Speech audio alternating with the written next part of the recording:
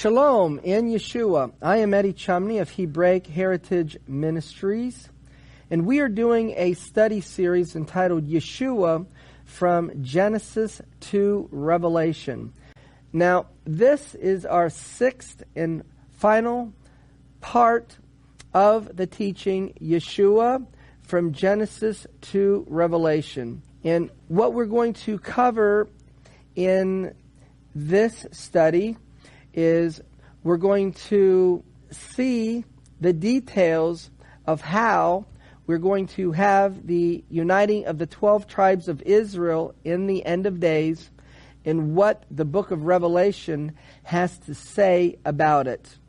We're going to begin by reviewing some of the things we covered at the end of our last segment, and that is the role of the 144,000 to gather the exiles of Israel. In the book of Obadiah, in chapter 1, in verse 21, it says, "And saviors will come on Mount Zion to judge the Mount of Esau, and the kingdom shall be the Lord's." At the time that the kingdom shall be the Lord's, that is the Messiah setting up his Messianic kingdom, that preceding Messiah setting up his Messianic kingdom is saviors will come on Mount Zion. Jewish commentary to this from the Torah Anthology, the Book of the 12 Prophets, Volume 1, page 489, is that these saviors or liberators that come upon Mount Zion are the 10 tribes of Israel. And that in the time of the redemption, or the time of the uniting of the 12 tribes of Israel, Messianic times, they will come on Mount Zion. Well, this, I believe, is a reference to the 144,000. And the 144,000 in Revelation chapter 14 and verse 1, they are on Mount Zion. And then in Revelation 14 verse 3, it says, they sing a new song. The uniting of the 12 tribes of Israel is a new song.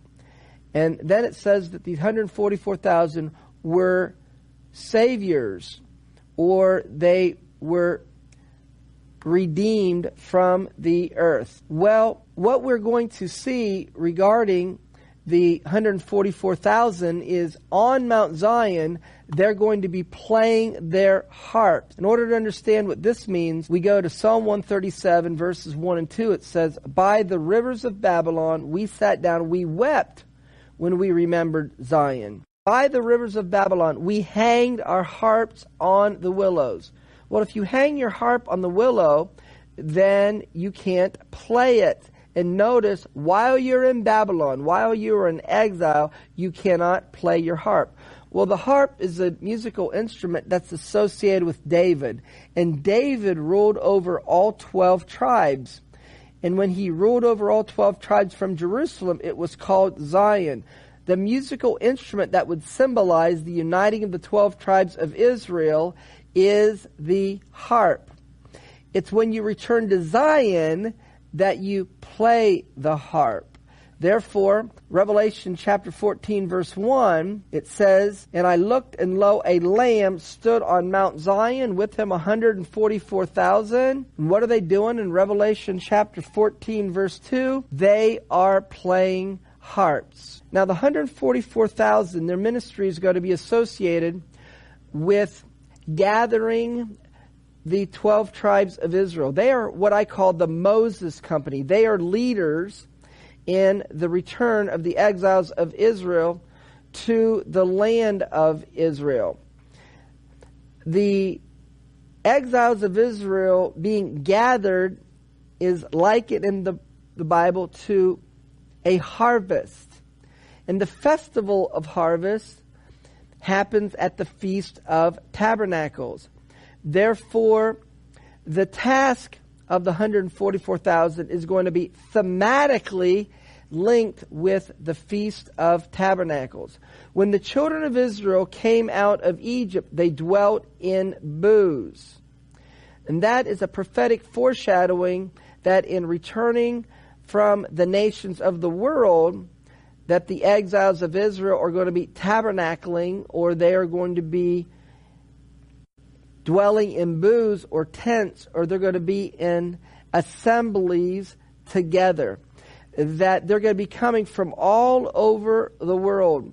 And if we literally take that one of the 144,000 as a leader of the different groups who are returning to the land of Israel, then when we begin the return of the land, there'll be 144,000 groups of people all over the world who will begin the process to return to the land of Israel once they see the sign to return. And what do we learn in our last segment? What that sign is? That sign is Zion, or the birth of the state of Zion. In Leviticus, in chapter 23, in verse 34, it says, "Speak unto the children of Israel, saying, on the 15th day of the 7th month." Now the 7th month is known as Tishrei, and it is the month where we have Rosh Hashanah, or Yom Teruah, and Yom Kippur, or the Day of Atonement, and the Feast of Tabernacles. It is the month of these holidays is the 7th month. And the Feast of Tabernacles begins on the 15th day of the 7th month. So it says you'll have a feast for 7 days. Leviticus in chapter 23 and verse 42, it says, "And you will dwell in booths 7 days. All that are Israelites shall dwell in booths." Why? In Leviticus chapter 23, verse 43, it says, "That your generations may know that I made the children of Israel to dwell in booths when I brought them out of the land of Egypt. I am the Lord their God." Well, if the children of Israel coming out of Egypt was just a historical event, why do you have to remember it every year when you celebrate the Feast of Tabernacles? Well, it's because that the Feast of Tabernacles and dwelling in booths is a theme that's associated with gathering the exiles of Israel from the lands where they have been scattered and bringing them back to the land of Israel. Paul understood that the historical Egyptian redemption was a prophetic foreshadowing of the end of days and gathering the exiles of Israel, because he explained in 1 Corinthians in chapter 10, beginning in verse 1, "Moreover, brethren, I would not that you be ignorant how that all our fathers were under the cloud, and that they all passed through the sea. And they were all baptized or immersed into Moses in the cloud and the sea." What event is this speaking about? It's speaking about the historical Egyptian redemption. So regarding that, Paul goes on to explain in 1 Corinthians chapter 10, verse 11, "Now all these things happen unto them for examples," or a type and a shadow, "but they were written for our admonition." He's writing to believers in Yeshua as the Messiah. They were written for our admonition, upon whom the ends of the ages are come, or the generation that would see the Messiah gather the exiles of Israel, set his feet down on the Mount of Olives, and set up his kingdom. The task of the 144,000 is thematically linked with the Feast of Tabernacles. Revelation chapter 7 tells us about the 144,000. They are 12,000 from the various tribes of Israel. And then it says about them in Revelation chapter 7 verse 9, "After this I beheld, and lo, a great multitude, which no man could number, of all nations and kindreds and peoples and tongues." This terminology is associated with the Feast of Tabernacles, because the Feast of Tabernacles is known as the Feast of all nations. And these people are from all nations. During the Feast of Tabernacles, during the 7 days in the temple, there were a total of 70 bullocks that were sacrificed during this time.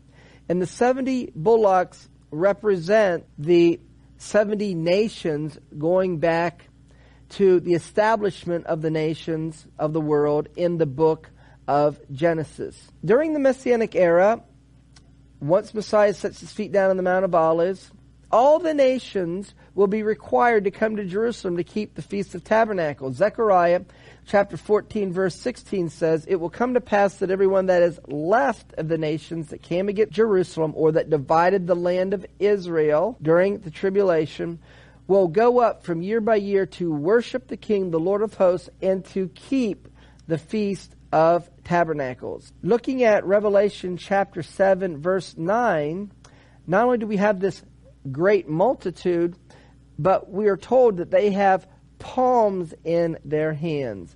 It is during the Feast of Tabernacles that you have palms in your hands. Because we have in Leviticus chapter 23 and verse 40, it says, "You will take of the first day of the Feast of Tabernacles branches of palm trees, and you are supposed to wave them." Then we have in Revelation chapter 7 verse 10 that they cried with a loud voice, "Salvation to our God." In the first century in the temple, there was a ceremony that took place on HOSHANA RABBAH, which is the last day of the Feast of Tabernacles. And what happened in the temple is they went around the altar either 3 or 7 times, and when they went around the altar, they would say the words, "Hosanna, save now, Hosanna, save now," or "Salvation to our God." So we can see in describing the 144,000 in Revelation chapter 7 that those who they are leading, that in describing them, they are thematically linked with the Feast of Tabernacles, because the return of the exiles of Israel to the land of Israel will be in various groups of people all around the world, and they will be living and dwelling together outside, and it's likened to the children of Israel dwelling in tents or dwelling in booths. Continuing on and understanding that it is during the last 3.5 years when we have the uniting of the 12 tribes of Israel and the return to the land. In Revelation chapter 7 verse 13, there's a question that gets asked, "Who are these which are arrayed in white robes, and where did they come from?" And the answer is, in Revelation chapter 7 verse 14, "These are they that came out of great tribulation." The great tribulation is the 3.5 years that precede Messiah setting his feet down on the Mount of Olives. Then, in describing those that came out of great tribulation, this is what's said about them. In Revelation chapter 7 verses 16 and 17, it says, "They will hunger no more, neither thirst any more, neither shall the sun light upon them, nor any heat." That is a quote from Isaiah chapter 49 and verse 10. So who are these that came out of great tribulation? The answer is Isaiah in chapter 49 and verse 10. Revelation 7 verse 17 goes on to say, "And the Lamb will lead them into living fountains of water." And then it says, "He will wipe away all tears from their eyes." Well, why do they have tears? Because exile is associated as a time of mourning. It's a time of tears. Jeremiah chapter 31 verse 15, Rachel is weeping for her children, and she's only told to quit weeping when she's told in Jeremiah chapter 31 verse 17 that her children will return to their own border. So the end of the exile of the house of Jacob is when you can wipe away the tears from your eyes. Now let's see how the answer that is given to the question, who are these that came out of great tribulation? That the answer is a quote or a reference to Isaiah chapter 49 verse 10. Isaiah 49 verse 10 says, they will hunger no more, nor thirst, neither shall the heat nor sun smite them. For he that has mercy on them, which Revelation 7 verse 17 says, it is the Lamb, it is the Messiah, that he will lead them even by springs of water.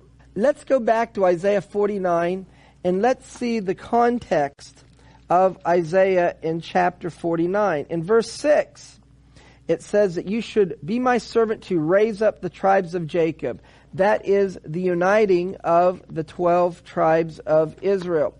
Then it goes on to say that you may say to the prisoners, go forth. Who are the prisoners? They are the exiles of Israel.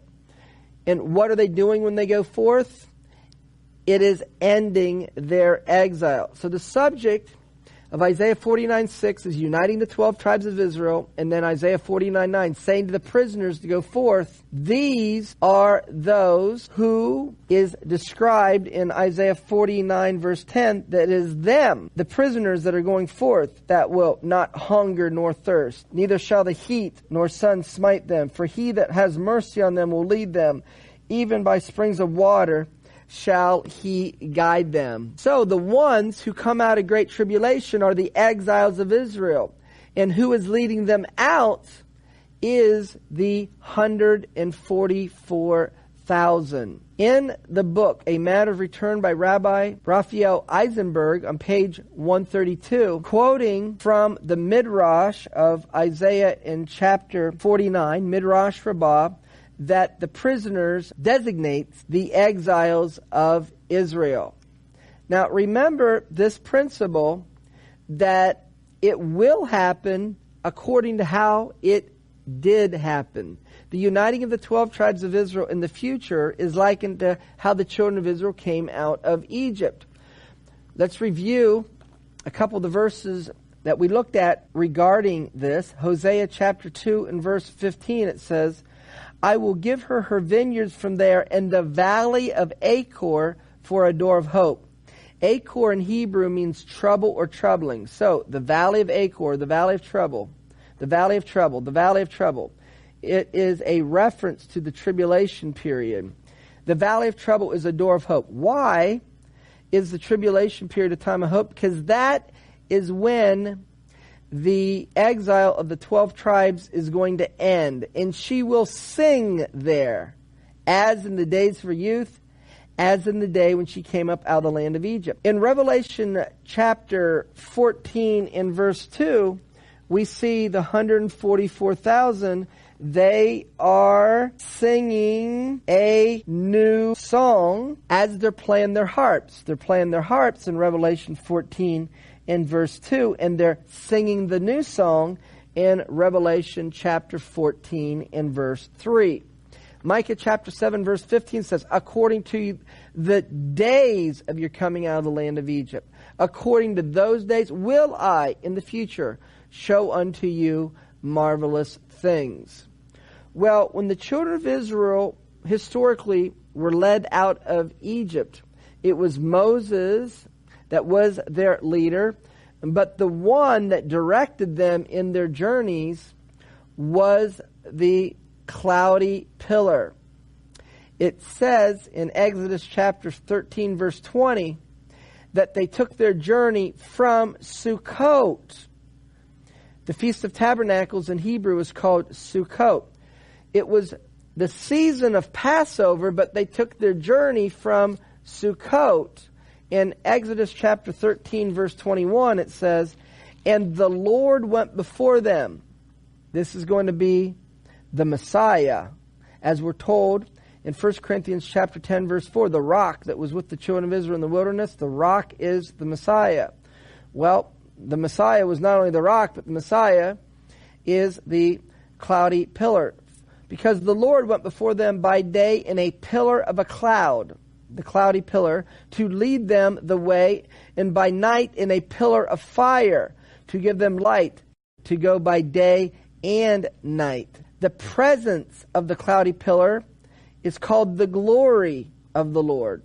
Exodus chapter 40, verse 34. Then the cloud covered the tent of the congregation, and the glory of the Lord filled the tabernacle. I want you to notice that the children of Israel were led by the cloudy pillar with the direction, the leadership of Moses.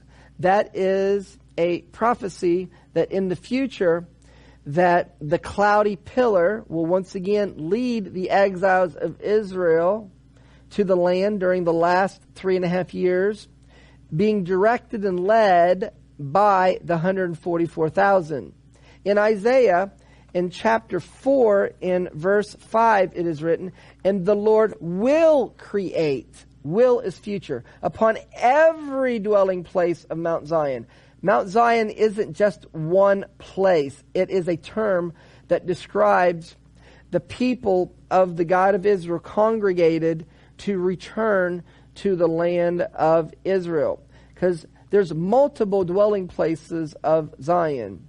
And upon her assemblies, plural.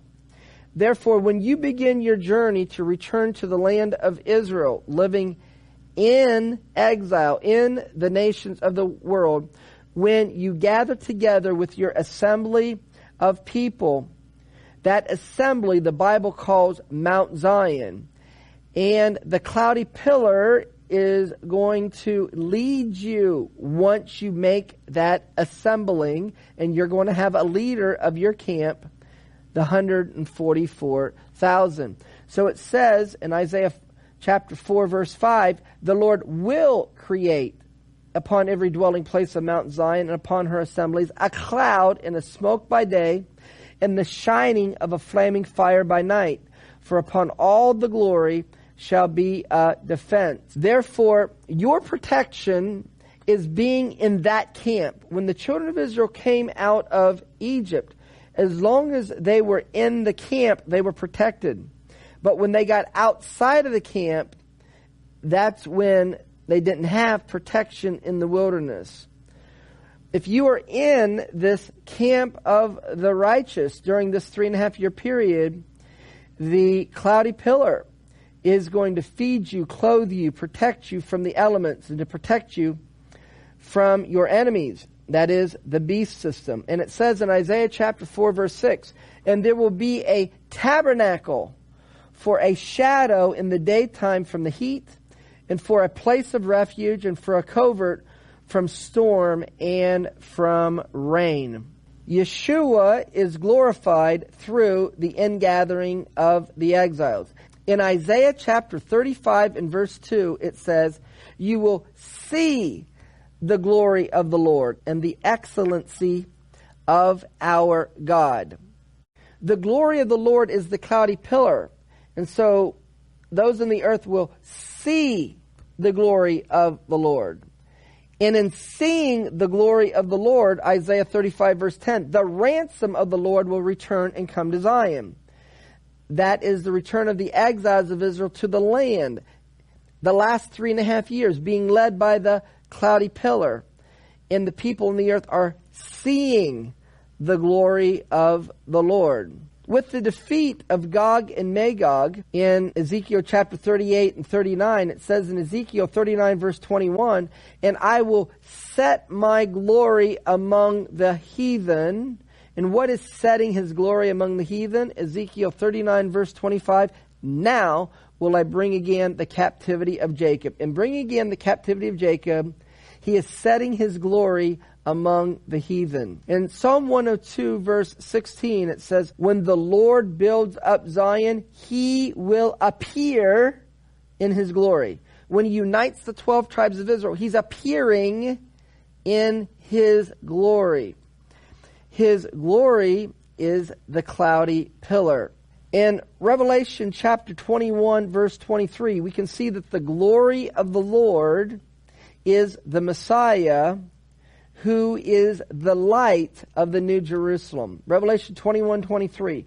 And the city, that is the New Jerusalem, had no need of the sun, neither the moon to shine in it, for the glory of God did lighten it. The glory lit it, and the Lamb is the light. Who is the glory of the Lord that led the children of Israel in the wilderness through the cloudy pillar? It is the Messiah. Who will be the cloudy pillar that will lead the children of Israel when the people on the earth see the glory of the Lord? It is going to be the Messiah. The Messiah led the children of Israel out of Egypt. Historically, in the Torah, Messiah will lead the exiles of Israel to the land during the last 3.5 years of the tribulation period before he sets his feet down on the Mount of Olives. Let's continue to look at this pattern, that how it did happen when the children of Israel came out of Egypt is how it will happen in the end of days with the uniting of the 12 tribes of Israel during tribulation times. Historically, Pharaoh didn't acknowledge the God of Israel. In Exodus chapter 5 verse 1 it is written, "And afterward Moses and Aaron went in and told Pharaoh, Thus says the Lord God of Israel, Let my people go." But Pharaoh replies in Exodus chapter 5 verse 2 and said, "I know not the Lord, neither will I let Israel go."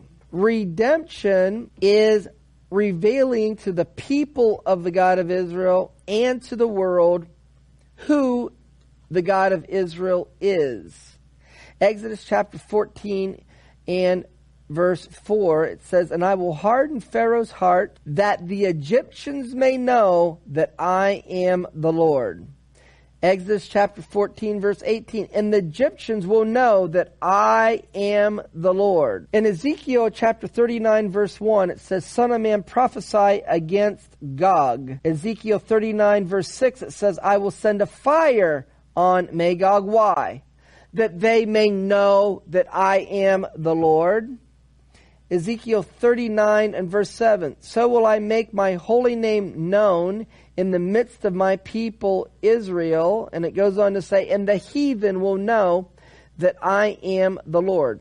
You see, historically, Egypt is going to know who is the God of Israel. But at the same time, the people of the God of Israel are knowing who their Redeemer is. In Exodus, in chapter 3 and verse 13, Moses said to God, "Behold, when I come to the children of Israel and say that the God of your fathers has sent me unto you, and they will say to me, What is his name? What shall I say unto them?" And God said to Moses, "I am that I am." And he said, "You shall say to the children of Israel, I am has sent me unto you." Verse 15, God moreover said unto Moses, "You will say unto the children of Israel, The Lord God of your fathers, the God of Abraham, the God of Isaac, and the God of Jacob has sent me unto you. This is my name forever, and this is my memorial unto all generations." So the children of Israel wanted to know who is the one that is redeeming us. And in delivering the children of Israel, it was so that Pharaoh in Egypt will know that I am the Lord. This is a prophecy of the future, that in the gathering of the 12 tribes of Israel, the 12 tribes of Israel will have the revelation of who the Messiah is that is redeeming them, as well as the heathen in the world knowing who the Messiah of Israel is. Now we can understand Yeshua's prayer in John chapter 17 verse 21 when he prayed that they all may be one. Who is he praying that would be one? He's praying for the uniting of the 12 tribes of Israel. And what is linked with this thought of uniting the 12 tribes of Israel? It is that the world would believe that you have sent me. In John 17 verse 23, that the world will know that you've sent me. The world will know that Yeshua is the Messiah when his people are one, when he unites the 12 tribes of Israel. So the uniting of the 12 tribes of Israel and the end of the exile of the house of Jacob is associated with all nations knowing the God of Israel and the Messiah of Israel, and it's Israel knowing the Messiah of Israel. When the 12 tribes of Israel are gathered, which is likened to them being resurrected from the dead, in Ezekiel in chapter 37 in verse 11 it says, "These bones are the whole house of Israel." Then it goes on to say in Ezekiel in chapter 37 and verse 12, "Prophesy and say unto them, Thus says the Lord God, Behold, O my people, I will open your graves and cause you to come up out of your graves, and I will bring you into the land of Israel." That exile is associated with being dead and being in your graves, the dry bones of Ezekiel chapter 37. But I'm going to cause you to come up out of your graves. That's resurrection. And I will bring you into the land of Israel. When I bring you into the land of Israel, Ezekiel 37 verse 13, you will know that I am the Lord. You will know the Messiah. Now, when Yeshua was resurrected at his first coming, he was then raised to glory with his resurrection. Well, Yeshua and the house of Jacob are one. Therefore, when the house of Jacob is united, which is likened to them being resurrected from the dead, then Israel united will be glorified. How are they glorified? They are the head of all nations when Messiah sets up his kingdom. So Yeshua prayed in John chapter 17 verse 22, "And the glory which you gave me, I have given them." Redemption is the sanctification of the name of the God of Israel. In the book, The Messianic Idea in Israel by Joseph Klausner on page 238, he writes, "The redemption itself is but an act of mercy or compassion which the Lord does for his people for the purpose of sanctifying his name." Let's see how when the 12 tribes of Israel are united, it's associated with sanctifying the name of the God of Israel, or sanctifying the name of Yeshua, the Messiah. In Ezekiel in chapter 38, verse 18, it is written, "And it will come to pass at the same time when Gog will come up against the land of Israel," verse 22, "I will plead against him with pestilence and with blood." That is associated with the judgments that came upon Egypt, "and with great hailstones, fire, and brimstone. And as a result," Ezekiel chapter 38 and verse 23, "I will magnify myself and sanctify myself, and I will be known in the eyes of many nations, and you will know that I am the Lord." Historically, the God of Israel delivered his people with signs and wonders. In Exodus in chapter 3, in verse 20 it is written, "And I will stretch out my hand and smite Egypt with all my wonders." And then in Exodus in chapter 7 in verse 3 it is written, "And I will harden Pharaoh's heart and multiply my signs and wonders in the land of Egypt."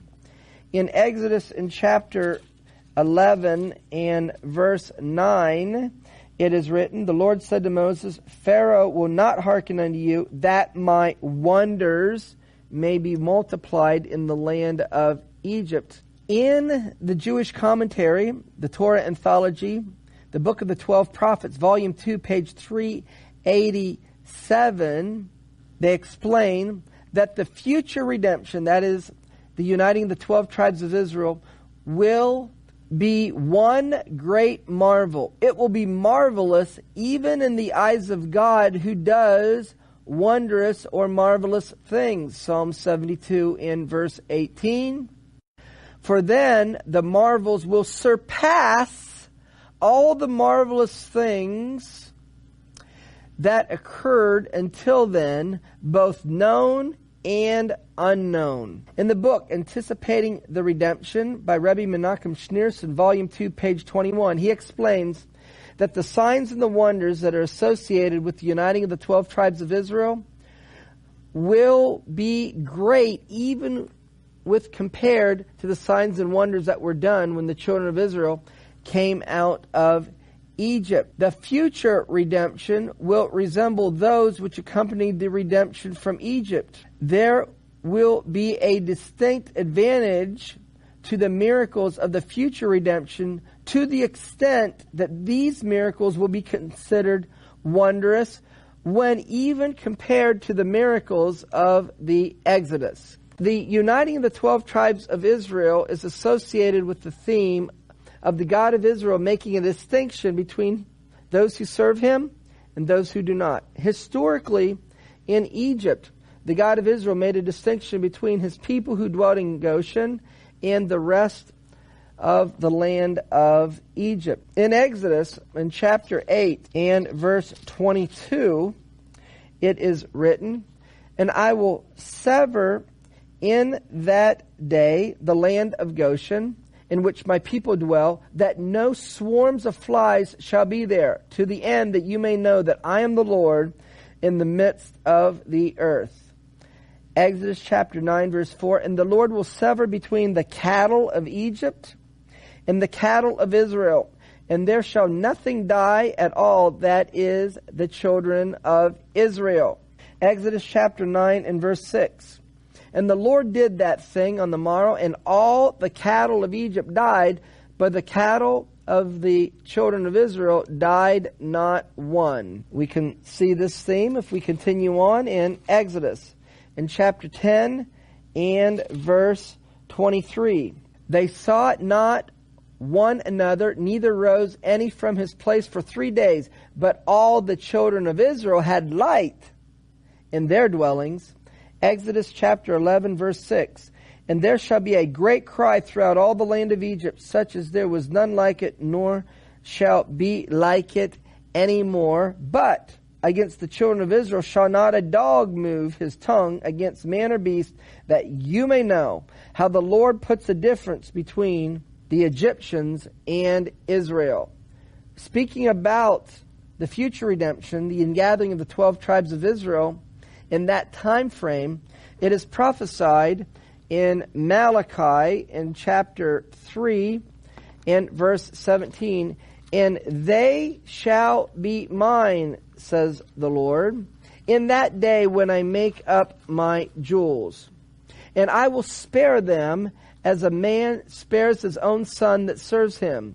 And you will return, and you will discern between the righteous and the wicked, between him that serves God and him that serves him not." What we have covered so far in this session is we've explained that the uniting of the 12 tribes of Israel is an event that's associated with the last 3.5 years. And it is the role of the 144,000 to be leaders of the camps of people all over the world who are returning to the land of Israel. And these different camps all around the world are going to be led by the Messiah, the cloudy pillar, also known as the glory of God. And in doing so, there will be miracles that will be performed on behalf of the exiles of Israel who are returning home. And those miracles will be so great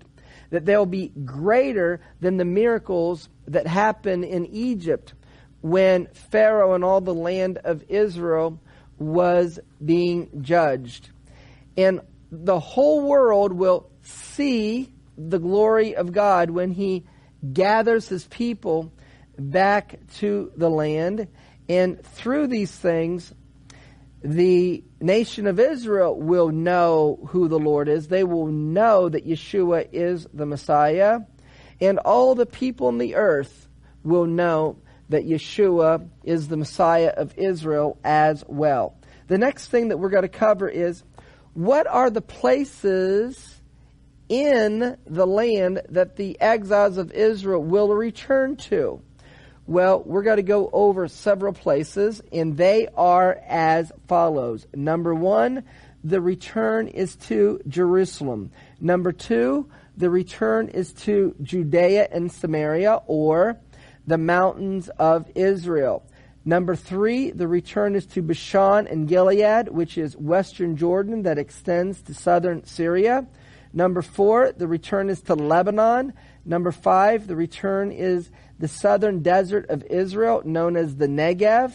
And number 6, the return is to the land area of Edom, Moab, and Ammon. But if we are close to the tribulation period and the dividing of the land of Israel and the uniting of the 12 tribes of Israel, Messiah being glorified, you may be thinking to yourself a very valid question at this point in time. How are the lands of Bashan and Gilead and Lebanon and Edom and Moab and Ammon going to be opened up to the exiles of Israel for them to return to the land? That's what we're going to cover in the next part of this teaching. And the answer is, it's going to be from the defeat of Gog and Magog on the mountains of Israel that the Arabs and the Palestinians who are living around the mountains of Israel, they are going to realize that Allah is not fighting for them. They're going to realize who the God of Israel is.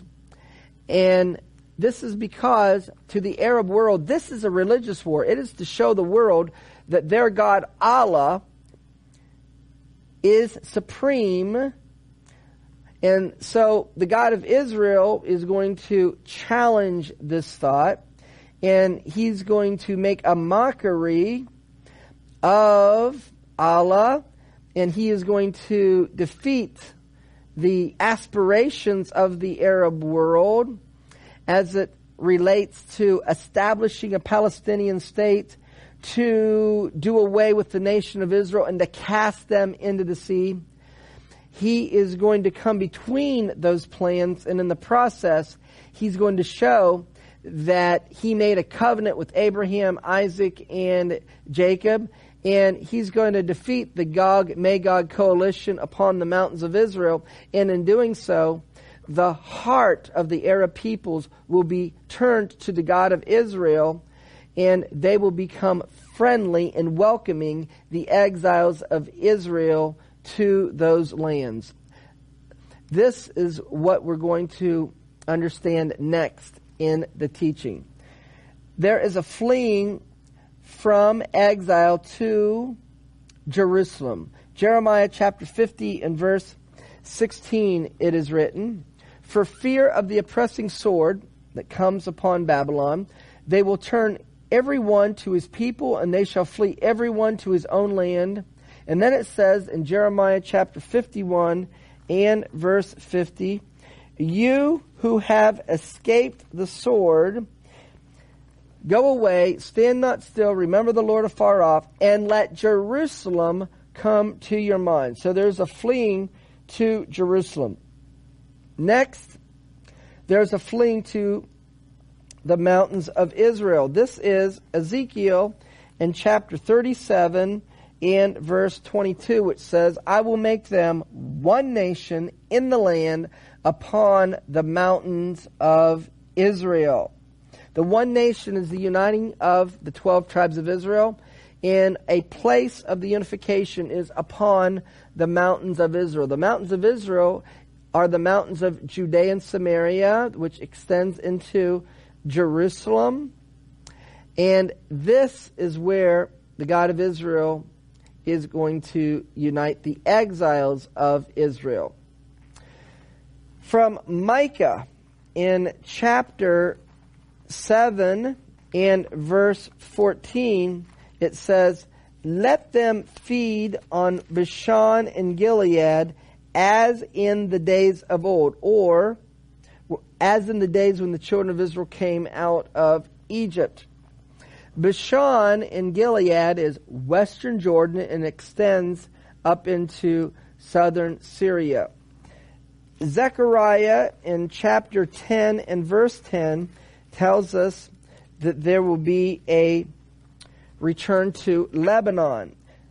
As it is written, I will bring them again also out of the land of Egypt and gather them out of Assyria. This is a reference to the nations of the world. I will bring them into the land of Gilead and Lebanon, and place shall not be found for them. Obadiah in chapter 1 and verse 20, this is a specific prophecy to those who are of Sephardic origin and background.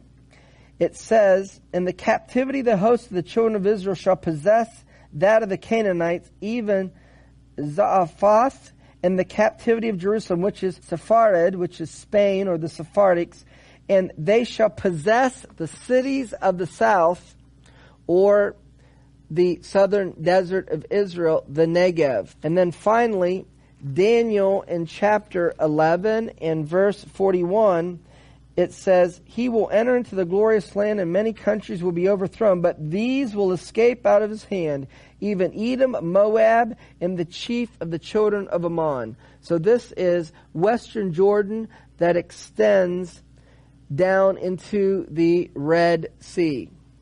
Now remember, there's a prophecy in Isaiah chapter 28 and verse 15 that the leaders of Israel will be making a covenant with death. I believe this is a reference to a covenant or an agreement to establish a Palestinian state. When this happens, there will be a rebellion in the land of Israel by those who are opposing the creation, the establishment of a Palestinian state. But in order for the nations of the world to enforce the Palestinian state, they're going to want to remove Jews out of their homes, Jews who are living in the mountains of Israel or the West Bank. And this is one of the issues of the day of the Lord, or the tribulation period. Because speaking about the day of the Lord in Joel chapter 1 verse 15 and Joel chapter 2 verses 1 and 2, it says that in the day of the Lord, Joel chapter 3 and verse 6, that the children of Judah and the children of Jerusalem have you sold to the Grecians, that you might remove them far from their border.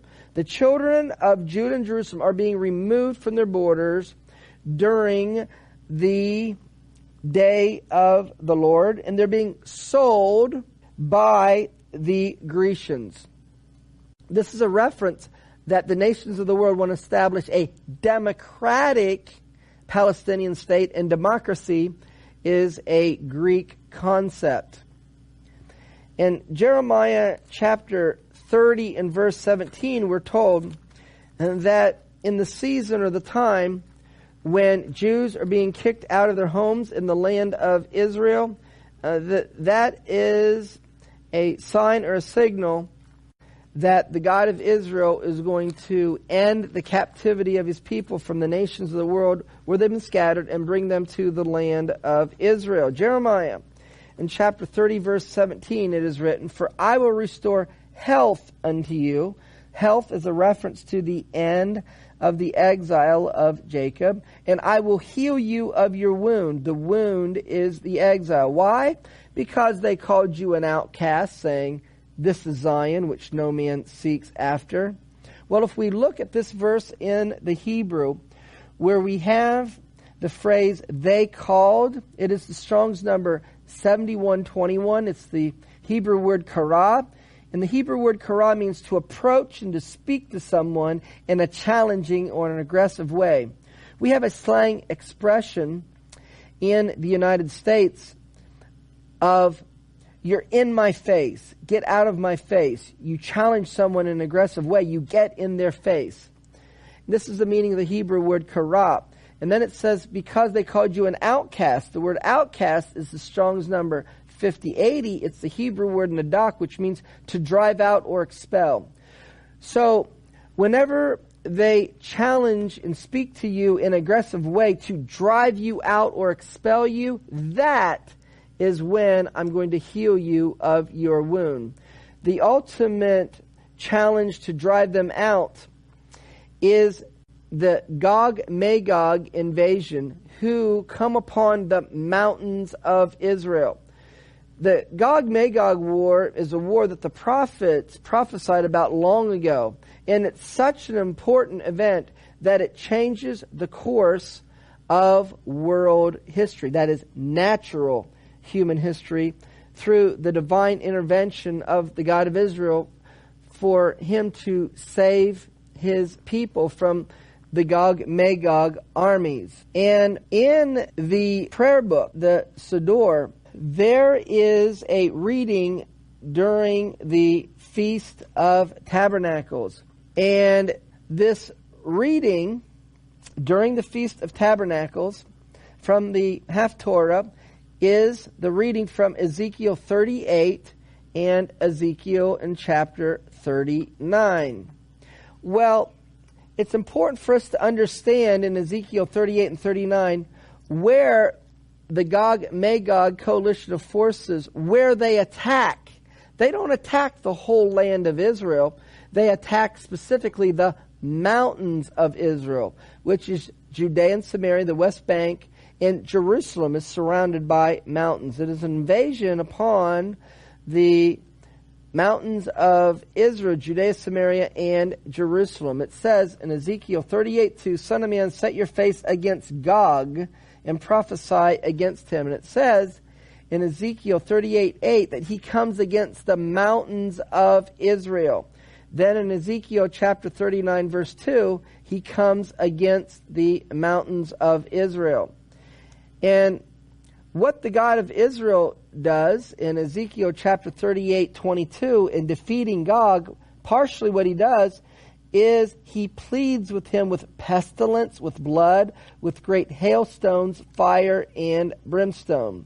In the Midrash Rabbah, which is a Jewish commentary on the Scriptures, Volume 3, page 144, there is a commentary regarding this fact, and it says, Behold, tomorrow about this time I will cause to rain a very grievous hail.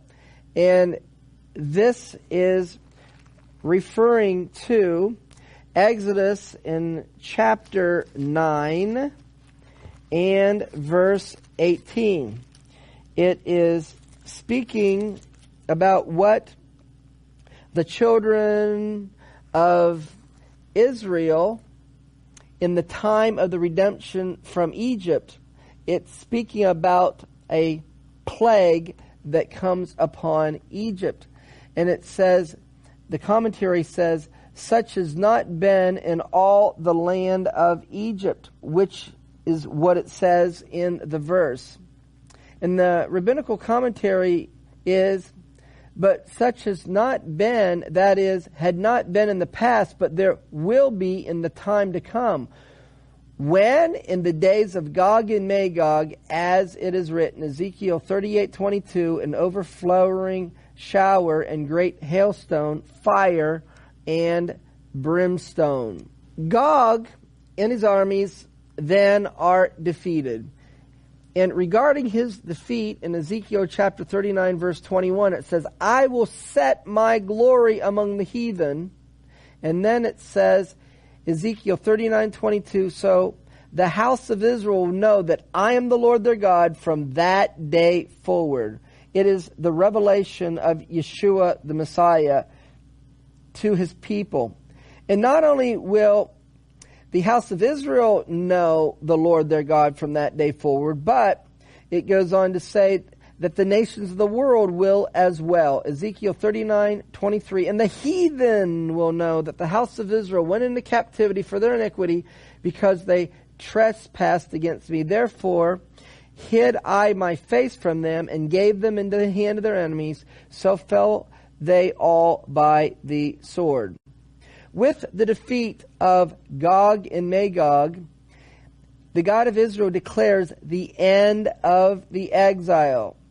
Ezekiel 39:25, now will I bring again the captivity of Jacob and have mercy upon the whole house of Israel. And the way that he's going to gather them, Ezekiel 39:29 is, I'm going to pour out my Spirit upon the house of Israel, says the Lord God.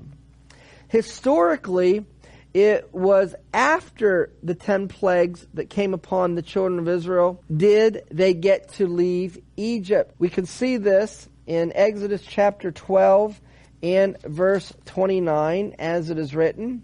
And it came to pass that at midnight the Lord smote all the firstborn in the land of Egypt.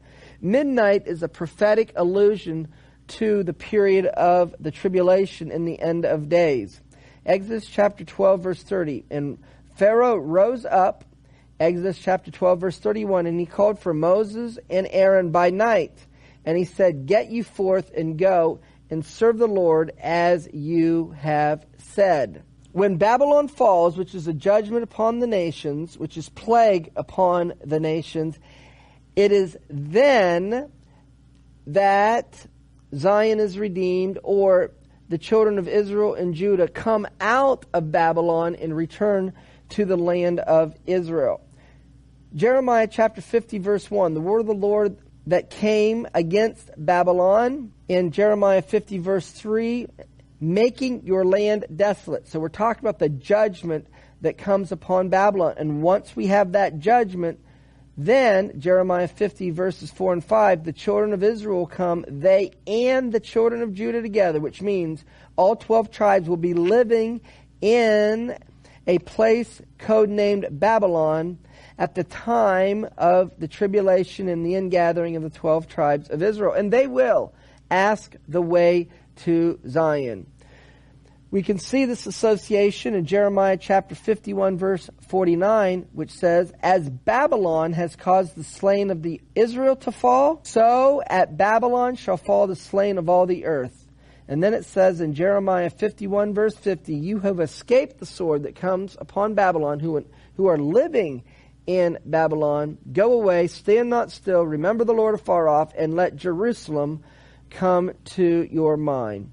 Historically, when the children of Israel came out of Egypt and Pharaoh and his army was drowned in the Red Sea, in Exodus chapter 15 verse 1, they sang the song of Moses. Exodus in chapter 15 and verse 1 says, then sang Moses and the children of Israel this song unto the Lord, saying, I will sing. They sang, I will sing, indicating that what they're singing will be sung again in future generations.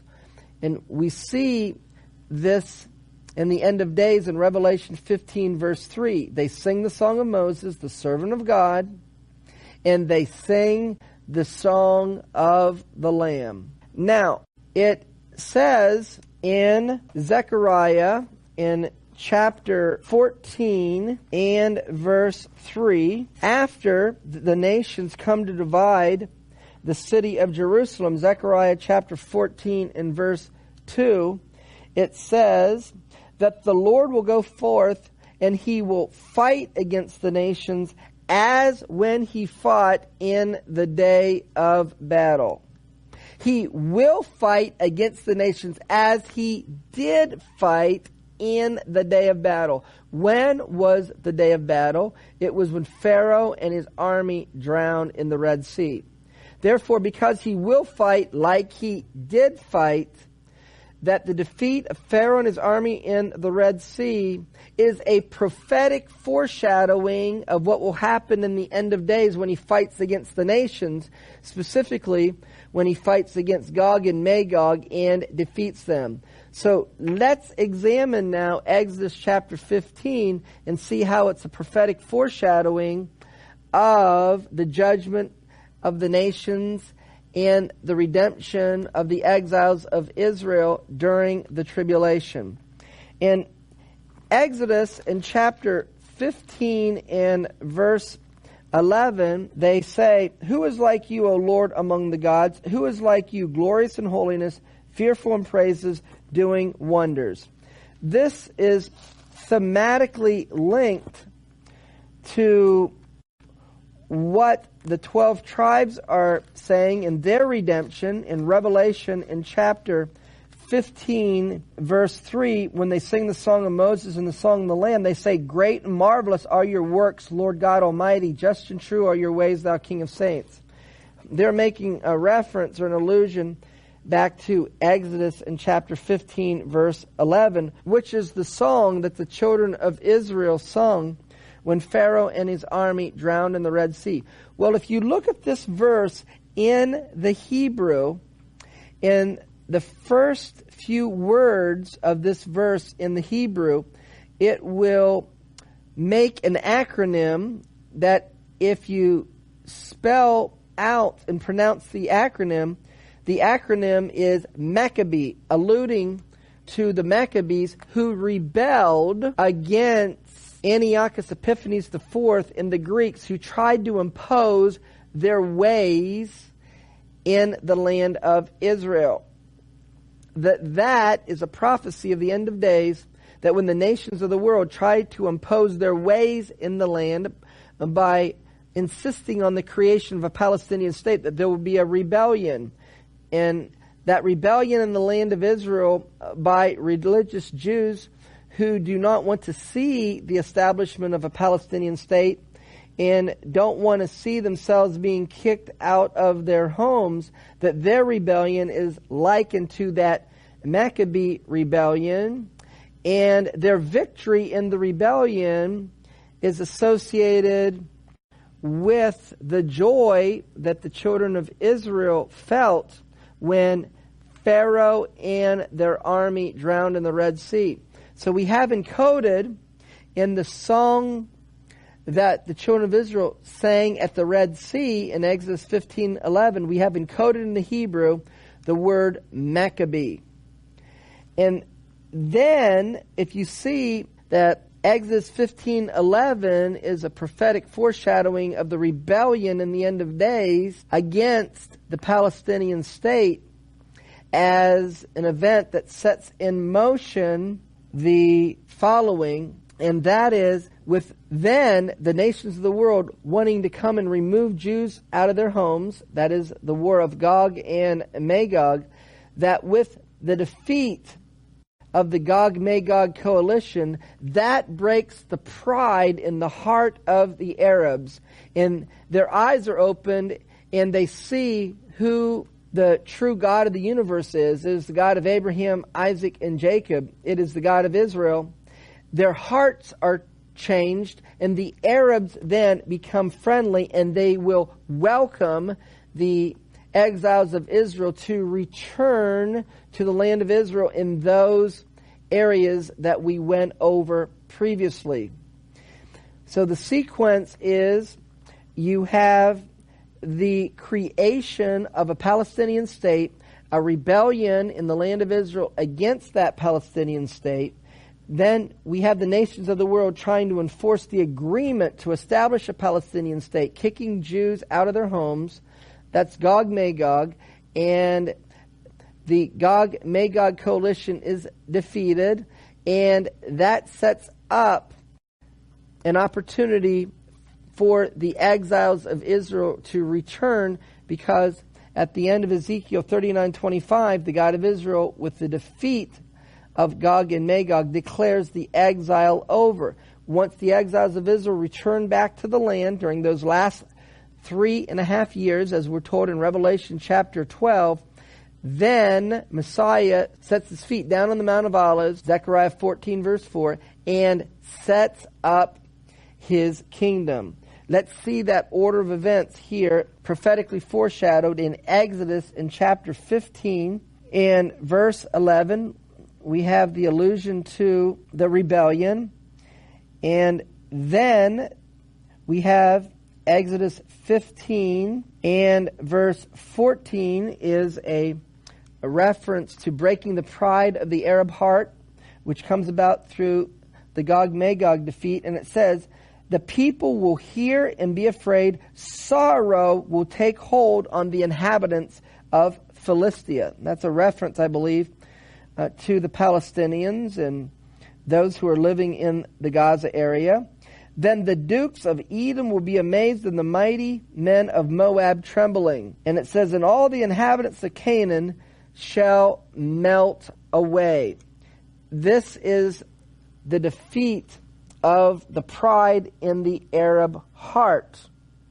And then it says in Exodus in chapter 15 and verse 16, fear and dread shall fall upon them till the people pass over.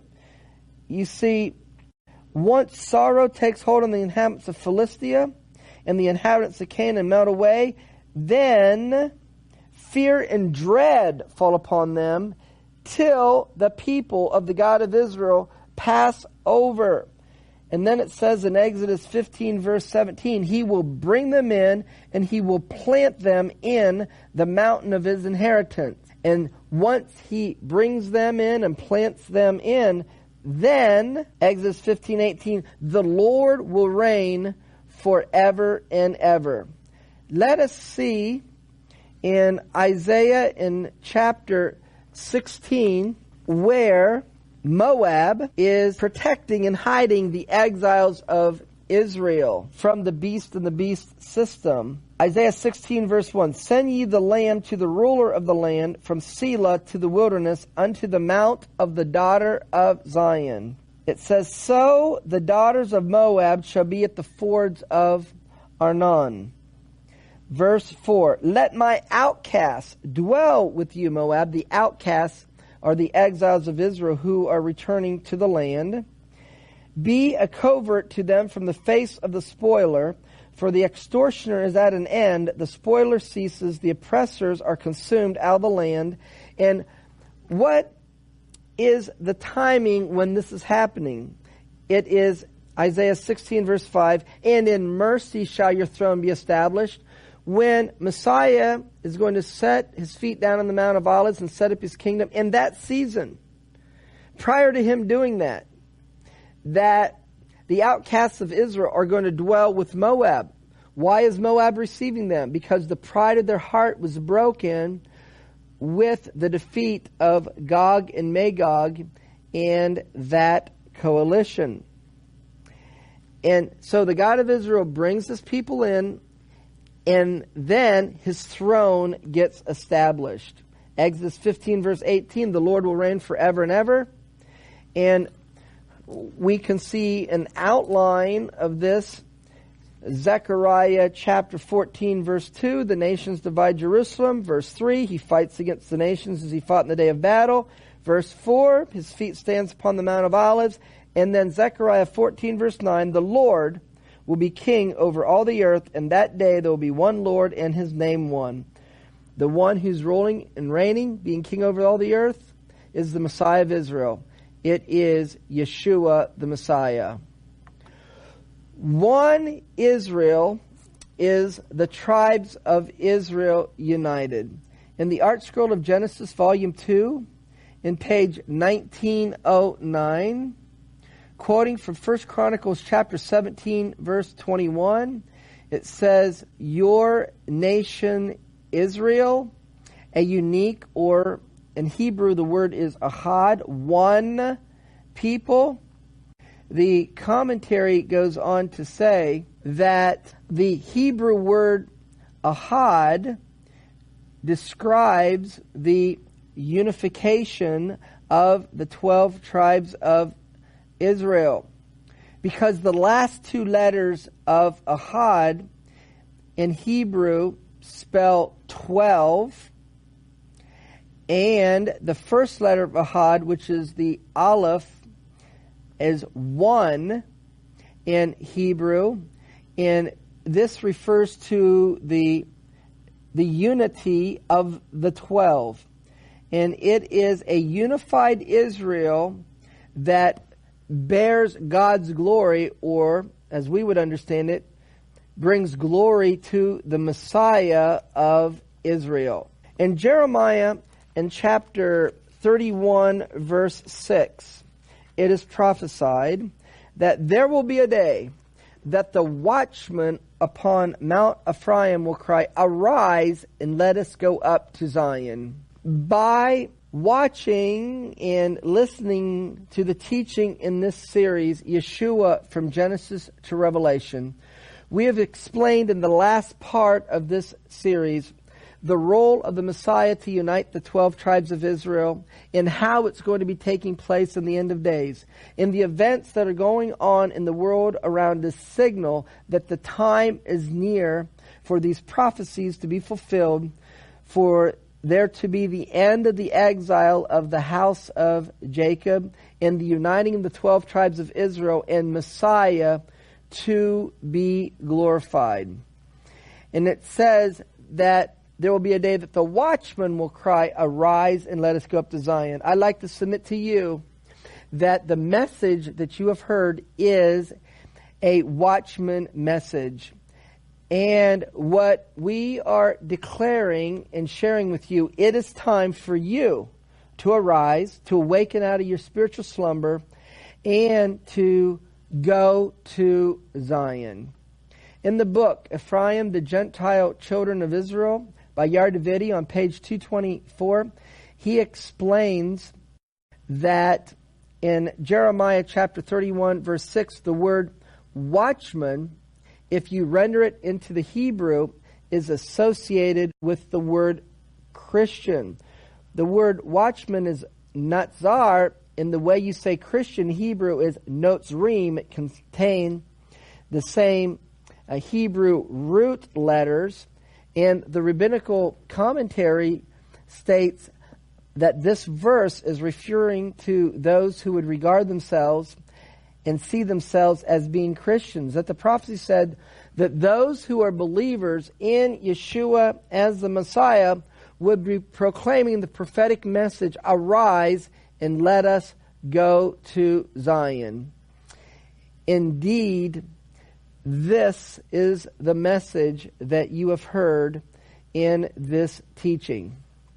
In the book, The Messiah Text by Raphael Patai on page 144, it is explained that it is the role of Elijah in the ministry of Elijah to announce the redemption of the world, that is the uniting of the 12 tribes of Israel, to the nation of Israel.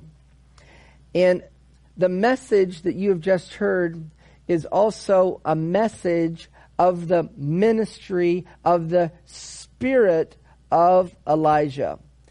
And the message of the ministry of the Spirit of Elijah is in Malachi in chapter 4 and verse 4, to remember the Torah of Moses, to return to the Torah, to return to the God of Israel, that is the Messiah of Israel, that is Yeshua the Messiah, and to prepare for Him to unite and to gather the 12 tribes of Israel. You have heard a message in this series, and we have now gone over seeing Yeshua from Genesis to Revelation. We saw Him in the Torah, and we saw by understanding who Yeshua is in the Torah, that is necessary and needful to understand why He died on the tree, and what His earthly ministry at His first coming was all about. It was centered in His role to unite and gather the exiles of Israel. Acts chapter 1, we're told that the purpose of the outpouring of the Holy Spirit is so that we would be sent out in the nations of the world proclaiming the message of Yeshua, repentance of sin, returning to the Torah, and His role to unite the 12 tribes of Israel. Paul's ministry was to the exiles of Israel. Peter wrote a letter to the exiles of Israel. So we see how the writings of the epistles is associated with this function and this task. And then the book of Revelation gives us the details of actually how it's going to come to pass, along with the prophets of Israel, in the events that are going on in the world at the time that we have the ingathering of the 12 tribes of Israel by the Messiah of Israel. Remember always these words from 1 John in chapter 2 and verse 6, which says, he who says he abides in him, he who says that he's a believer in Yeshua as the Messiah, ought to walk, that is to live our lives, even as he walked. And how did he walk? He followed the Torah, even as he instructed us, if you love me, keep my commandments. We, if we love Yeshua, are to follow his Torah and to have it written upon our hearts. Remember always, and also from Psalm 122 and verse 6, pray for the peace of Jerusalem. They will prosper that love thee. What is praying for the peace of Jerusalem? Praying for the peace of Jerusalem is praying for the coming of King Messiah. It is a prayer for the uniting of the 12 tribes of Israel. It is a prayer for the Messianic era. And ultimately, it is a prayer for the new heavens and the new earth and for the new Jerusalem. I pray that this teaching on Yeshua from Genesis to Revelation has been a rich blessing to you, and it has allowed you to draw closer to Yeshua the Messiah so that you can bear fruit for him and his kingdom. Shalom in Yeshua the Messiah. Amen.